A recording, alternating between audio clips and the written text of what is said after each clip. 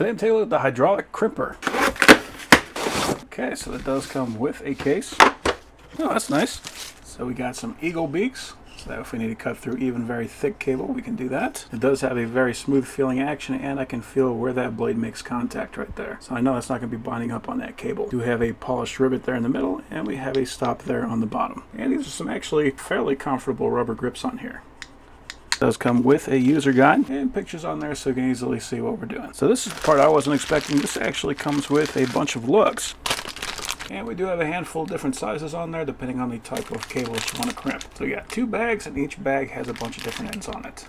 We've got a little baggie full of replacement seals, so that's nice. Because this is a hydraulic crimper, these could go bad over time. It's nice to know that it actually comes with a rebuild kit. Here is our crimper. We do have rubber dubbed handles on there as well on both sides. This is rotatable, so even if you have to put this into a tight area and you can't get a lot of room here on the handle, you can just swivel this to whatever direction is going to make it more useful. So we do have our dies. This one is a 4, and that pin is just going to drop in that hole and slide into the back. And we've got our release knob right here. So we can bring that jaw closed, and we can release. But this is the other part that's nice. We got a whole set of jaws on here.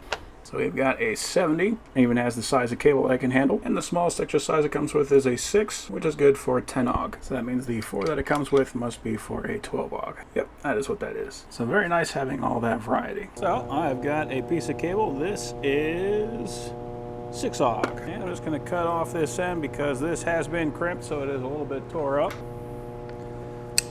Cuts through that no problem. I'm going to try to score it just so that it is long enough to fit inside there. Sometimes these are open on the end so the wire can't fit out the end. If that is the case, then you want to have it so that the wire can just fit out the end. So I want this to crimp right about there.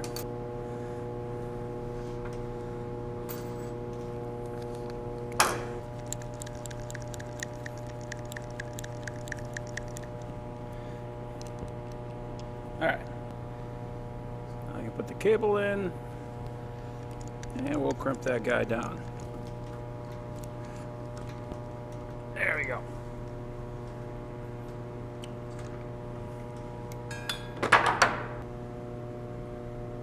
And we have got a crimp. Nice and tight. So if you're crimping up thick cable and you want to make sure that you've got a connection that is not going to fall apart, definitely want to have a hydraulic crimper, something like this.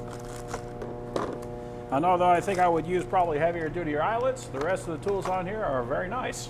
This cut very well. This definitely has a lot of pressure on it. Overall, that is a very nice kit.